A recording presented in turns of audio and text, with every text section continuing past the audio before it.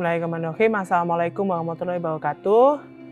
Selamat siang, Sobat Iconisia. Perkenalkan, saya Ratna Permatasari.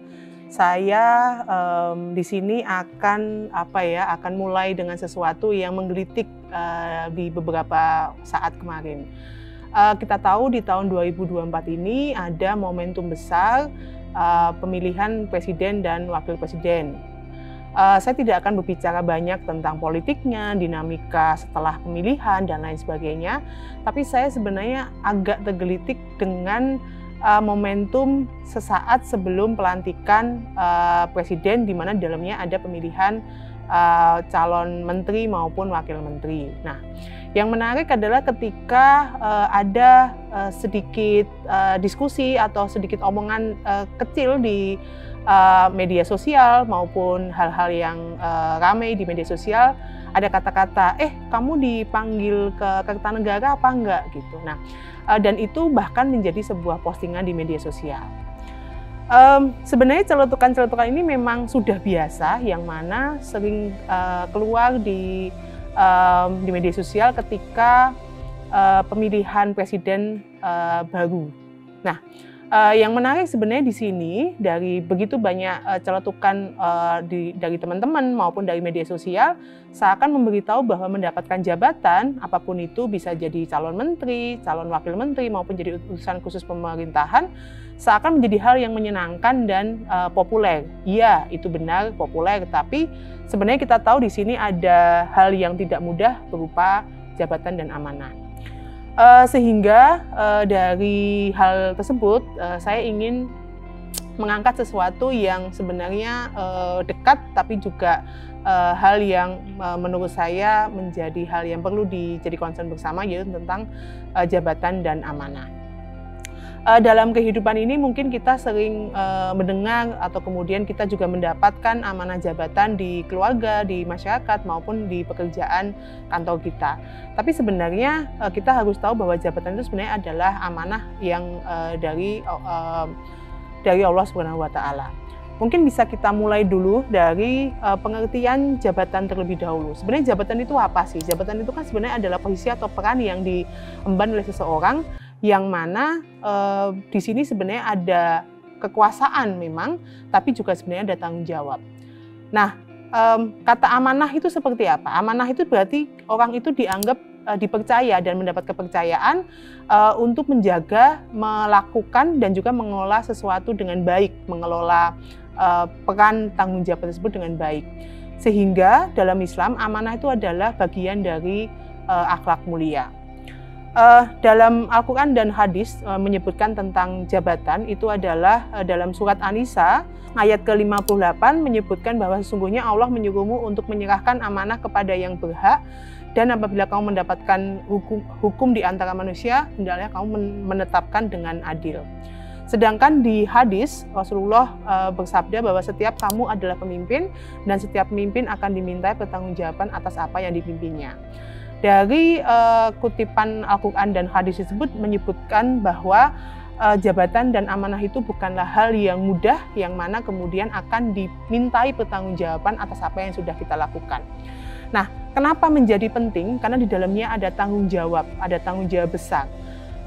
Ada amanah, dan amanah itu yang kemudian punya dampak ke orang lain. Nah, itu yang kemudian menjadi perlu dipertanggungjawabkan. Di mana kemudian ketika bicara masalah jabatan, ada hal-hal yang terkait, yang paling sering adalah tentang kebijakan. Apa yang sudah kita lakukan di dalam pekerjaan itu memiliki karena ada hal kebijakan yang terkait dengan kebenaran, hukuman atau kebijakan yang bisa membuat seseorang bisa baik, bisa buruk, dan lain sebagainya. Kita lihat dulu ciri-ciri pemimpin yang amanah itu seperti apa. Pertama adalah adil. Adil ini bukan berarti harus sama ya, adil itu tahu porsi. Tapi juga di satu sisi kita juga harus tahu namanya adil itu tidak melihat sesuatu menjadi lebih tinggi lalu kemudian kita harus patuh dan lain sebagainya. Ini harapannya adalah adil itu sebuah kebijakan sifatnya rata, jadi tidak pandang bulu seperti itu. Berikutnya adalah jujur, jadi memang apa yang sudah kita lakukan, apa yang sudah kita katakan juga dikatakan dengan benar, sesuai dengan apa yang kita rasakan dan kita lakukan. Berikutnya adalah kepedulian. Nah, ini agak sesuatu yang lebih saat ini agak miris, karena kepedulian ini terkait dengan bagaimana kita melihat orang lain itu apakah sudah sejahtera atau belum. Jadi ada kepedulian sosial yang perlu kita tunjukkan sebagai seseorang yang ketika kita ditunjuk sebagai seorang pemimpin. Berikutnya adalah konsisten. Harapannya apa yang sudah kita katakan sebagai seorang pemimpin itu juga apa yang kita lakukan, sehingga dapat dikatakan menepati janji dan komitmen yang sudah dikatakan sebelumnya. Di dalam mengemban sebuah amanah dalam sebuah jabatan, harapannya adalah pemimpin tersebut itu memiliki rasa syukur, di mana dia itu tahu bahwa iya, saya ada dimintai dimintai berada di sebuah posisi yang diemban, tapi juga tahu porsi. Jadi tahu bahwa ini adalah sebuah amanah dan dia harus terus-terusan mengevaluasi diri dia atas apa yang sudah dilakukan, sehingga harapannya tidak melakukan kesalahan yang mana punya dampak ke diri dia maupun orang lain. Berikutnya, ini hal yang menurut saya juga sangat penting adalah setiap dari kita, ketika kita menjadi seorang pemimpin di semua ranah, kita harus terus melakukan, kita harus berdoa dan kita harus minta petunjuk kepada Allah apa yang kita lakukan terlepas dari apapun kondisi yang terjadi. Terlebih ketika akan atau sedang menghadapi sebuah masalah atau kondisi yang tidak mudah, terlebih ketika kemarin kita sedang ada pandemi COVID atau kondisi krisis dan lain sebagainya. Sobat Iconisia, bahwa kita harus tahu bahwa jabatan dan amanah itu adalah amanah yang harus kita jaga. Dan kita harus tahu bahwa ketika kita mendapatkan jabatan itu harus kita laksanakan sebaik-baik mungkin. Dengan niat yang baik, Inama A'malu Binniyati, kita berharap sebenarnya ketika kita memiliki niat yang baik, kita sudah melakukannya dengan baik dan kita melakukannya dengan ikhlas, insya Allah kita akan bisa menjadi pemimpin yang amanah dan dicintai oleh masyarakat. Tak lain dari itu, sebenarnya kita juga tahu bahwa apapun yang kita terima, dengan kita melakukan hal yang dengan baik, rezeki yang kita terima akan kemudian halal dan juga barokah untuk keluarga kita.